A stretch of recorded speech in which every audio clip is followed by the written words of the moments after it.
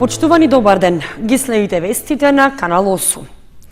Истекува рокот за собирање потписи за предлог листи за градоначалници и членови на советите на општините за предстојните локални избори. Иако за дел од локалните самоуправи партиите ги соопштија имињата, сепак за повеќето ќе се чека крајниот рок до кој предлозите треба да се испратат до Државната изборна комисија. На полнок истекува рокот во кој заинтересираните учесници за предстојните локални избори имаат можност да соберат потписи за поддршка на нивните предлог листи за кандидати за градоначалници и за членови на советите. Според роковникот на Државната изборна комисија, можноста за вклучување во изборната кампања на овој начин започна на 21 август и сите предлози требаше да добијат поддршка од 250 гласа за да можат да влезат во предизборната трка. Според официјалното известување на веб страницата на комисијата, за општина Кочани досега е поднесена само една независна предлог листа за членови на Советот, чиј носител е Венко Крстевски, додека за градоначалник нема ниту еден предлог. Со оглед што на партиите им е оставен рок до 14 септември до општинските изборни комисии да ги достават своите предлози, засега се тактизира и се уште не се соопштуваат имињата и се останува во сферата на шпекулации и можни комбинаторики. Во јавноста веќе се вртат неофицијални податоци за веројатните кандидати за градоначалничката функција, при што кај ВМРО ДПМН за Кочани наводно веќе се било познато. Кандидатите кои ќе влезат во предизборната трка за први луѓе на локалните самоуправи веќе биле или доправа ги очекуваат разговори и консултации кај генералниот секретар на партијата Христијан Мицковски, пошто конечно требало да биде донесена одлуката за секоја општина засебно. Иако се уште неофицијално, досегашниот градоначалник Радко Димитровски е во најсигурна опција да се бори за општинската фотелја по трет пат. За Чешиново Облешево се споменува името на Горанчо Зашов, поранешен директор на водостопанство Брегалница, додека за Зрновци и Виница, како кандидати за нови мандати, исто така остануваат досегашните градоначалници.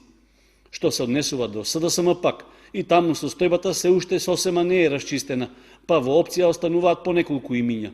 Единствено сигурна е кандидатурата за Вовиница, каде во предизборна трка влегува Ивица Димитров, актуелен председател на Општинската организација на социјалдемократите. Во Кочани пак и понатаму се прави испитување на мислењето на членството околу тројца можни кандидати за кои согласност потоа ќе треба да се добие од партиското раководство. За општина Чешиново Облешево во опција е Горанчо Крстов, кој беше во трка за градоначалничката позиција и на претходните локални избори, а во Зрновци до Општинската изборна комисија биле поднесени две предлог листи, по една за градоначалник на која стои името на Методим Николов, како и за членови на Советот, чиј носител е Владо Ристов.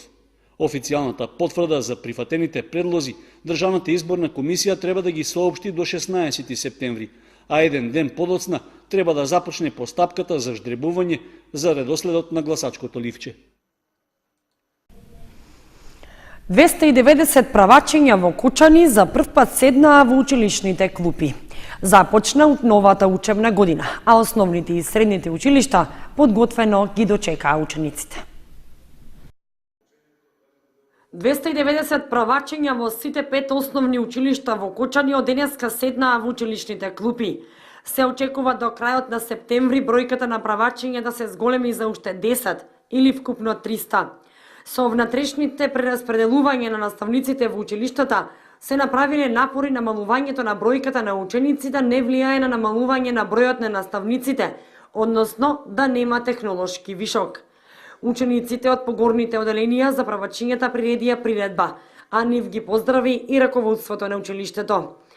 Основното училиште Марина Попиванова во учебната 2017-18 се запишени 60 ученика, распоредени во 3 паралелки, кај тројца наставника кои се компетентни, сертифицирани со големо искуство. Училиштето за време на летниот период ги изврши сите припреми, посебно за тие ученици. Училиштето во овој момент брои околу 610 ученика. Денес почнавме со редовна настава, се надеваме дека се ќе протечи во најдобар ред. Во споредба со ланската година, во кочанските училишта имаме 15 првачиња помалку. Лани биле запишани вкупно 305 ученици, а од полани таа бројка е поголема, кога биле запишани околу 90 првачиња повеќе. Состојбата со бројот на правачиња во Кочани варира од година во година. До 2015-та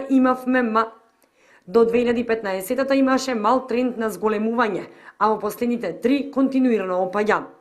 Инаку, основните и средните кочански училишта во текот на летниот период ги направија подготовките за успешен старт на учебната година и стартуваа подготвени, велат од локалната самоуправа на Кочани.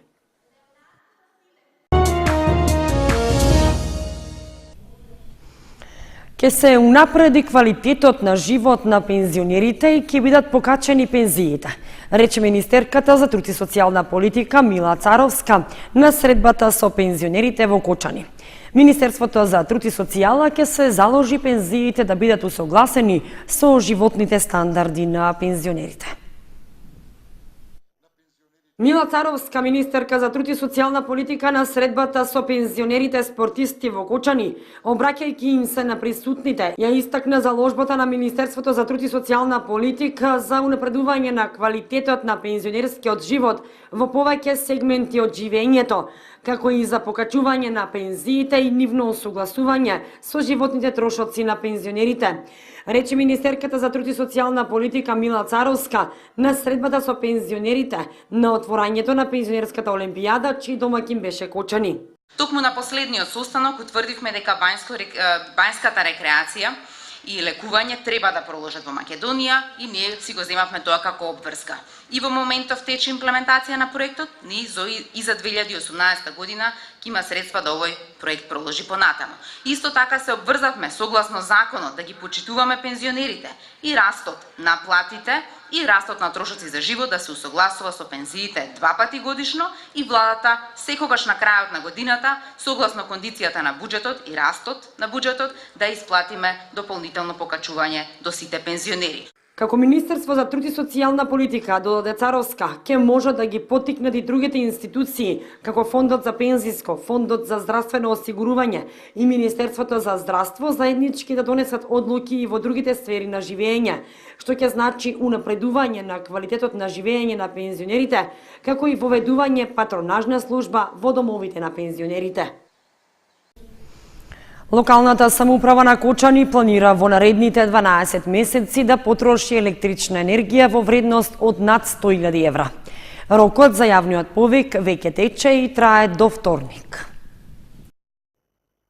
Нето сума од 6.355.000 денари планира да потроши општина Кочани во наредните 12 месеци, во што влегуваат трошоците за јавното осветлување и за потребите на 20 институции и објекти што се под нејзина надлежност.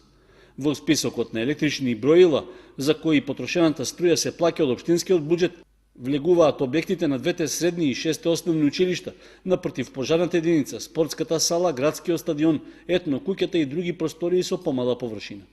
Исто така опфатени се и 90 на броила за потрошувачката на енергија за јавно осветлување. Јавниот повик за набавка на потребните количини е веќе објавен и трае до 5 септември, а набавката се однесува до крајот на август идната година. Според техничката спецификација во повикот се планира во овој период да се потрошат околу 1400 мегават часови електрична енергија, што во споредба со 2016 представува намалување од околу 15%. Планираната вкупна можна потрошувачка за периодот од 12 месеци за општината не е обврзувачка и истата може да се промени во зависност од промената на бројот на објектите и трафостаниците. Со оглед што општината излегува на пазарот за набавка на електрична енергија, во јавниот повик е нагласено дека предмет на електронската аукција е збирот од единечните цени од 1 мегават час за двете тарифи заедно, вклучувајќи ги и трошоците и попустите, како и трошоците за балансирање, без данокот на додадена вредност. 2 златни, 1 сребрен и 1 бронзен медал за кочанските пензионери на 22-та пензионерска олимпијада, што во саботата се одржа во Кочани. Учествуваа над 500 пензионери од 40 здруженија од Македонија. Над 500 пензионери од 40 здруженија на пензионери на Македонија во 11 спортски дисциплини во саботата на градскиот стадион Никола Мантов во Кочани учествуваа на 22-те републички пензионерски спортски надпревари. Организатор на оваа своевидна спортска олимпијада на пензионерите од Македонија е Сојузот на Сдруженијата на пензионери на Македонија, а генерален покровител е Министерството за труд и социјална политика. Домакин на средбата годинава беше градот Кочани и Сдруженијето на пензионери. Да изразам голема благодарност на Сојузот на Сдруженијето што ни даде таква доверба да ние бидеме домакини и да ја организираме оваа манифестација. Јас сметам да тоа е големо признание и мислам оти ние тоа ќе го оправдаме. А сега на крајот, со една голема желба, вие сте овде спортистите, ја морам и посебно да ги поздравам. Тие са најдобрите на 8-те регионални спортски пензионерски игри. Они са најдобри од најдобрите. Сега треба тоа да го покажат. Подпредседателот на Сојузот на Сдруженијата на пензионери на Македонија Салтир Каровски пред присутните зборуваше за активностите кои се темел на организирање на оваа граѓанска асоциација, а за спортските надпревари истакна дека се најмасовни досега во своето 22 годишно постоење. Каровски зборуваше и за почетоците на организирање на пензионерската олимпијада. Реализираме спортски активности и надпревари на пензионерите во Македонија со цел унапредување, збогатување и проширување на интересот на пензионерите за практикување на спортски активности за одржување на психофизичката активност на пензионерите. Оваа година спортските содржини вградени во програмата ги организираме по 22 пат и по повод 20 септември, денот на пензионерите на Македонија. Севкупен победник на годинешните пензионерски спортски надпревари е Сдруженијето на пензионери од Охрид, на кого му припадна и победничкиот пехар. Спортистите од Кочанското здружение освоија златен медал во фрлање кошеви, Ѓорги Наумов во скок од место, сребро освоија теглачите на јаже во машка конкуренција, додека бронзен медал машката стрелачка екипа.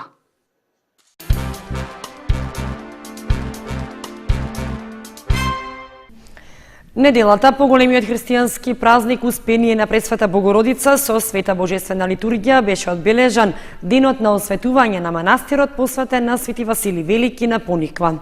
Со литургијата чиноначалствуваше митрополитот Брегалнички Иларион. Голем црковен собир се одржа на манастирот Свети Васили Велики на Пониква во неделата веднаш по Успението на Пресвета Богородица. Собирот е по повод одбележување на денот кога пред 9 години бил осветен овој манастир. По тој повод на Осоговските планини на овој манастир се служеше света архиерейска литургија, со која чиноначалствуваше митрополитот Брегалнички Иларион во сослужение со свештеници од Кочанското архиерейско наместништво. Невремето кое што траеше кратко, но наварна силен дожд и град, не ги спречи верниците да го посетат овој манастир, лоциран на Осоговските планини, да запалат свеќа, да се помолат за здравје и да бараат молитвена помош и застапништво од светиот Васили Велики, на кого е посветен овој манастир. Владиката Иларион пред присутните одржа пригодна беседа и го пресече празничниот леп. По одржаната литургија, која што ја збогати и женскиот хор од Лесновскиот манастир, за сите верници беше организирана заедничка трпеза на љубовта. Отворен ден организираше јазичниот центар Амичи во саботата на летната сцена на Центарот за култура Бели Могри. Преку овој ден, Училиштето за странски јазици ја презентираше програмата за работа за учебната 2017-2018 година. Во саботата јазичниот центар Амичи организираше отворен ден за учениците и сите граѓани на општина Кочани. На отворениот ден кој што беше реализиран на летната сцена на Центарот за култура Бели Могри од страна на вработените во училиштето, беше презентирана програмата за работа за учебната 2017-2018 година. Децата кои што беа дел од отворениот ден имаа можност да учествуваат во креативните работилници, сложувалки, игри со коцки, боење, музика, но и во добрата забава со специјалните гости Мики Маус и Пајо Паторот. Јазичниот центар Амичи нуди курсеви со различен интензитет, динамика и време траење на сите нивоа и за сите возрасти за изучување на странски јазици, англиски, германски, италијански, француски и шпански јазик. Курсевите се поделени на неколку категории: курсеви за предучилишна возраст, курсеви за деца од 1 до 9 оделение, курсеви за средношколци, интензивни курсеви за возрастни, специјализирани курсеви, индивидуални часови, обука за развој на деловни комуникацијски вештини и подготовка за испити и судски преводи. Во училиштето функционира и едукативен центар Амиче Кидс, преку кој се реализираат часови по креативност, читање и бонтон, логички игри и броеви, физички вежби и креативни танци, како и изучување на странски јазици.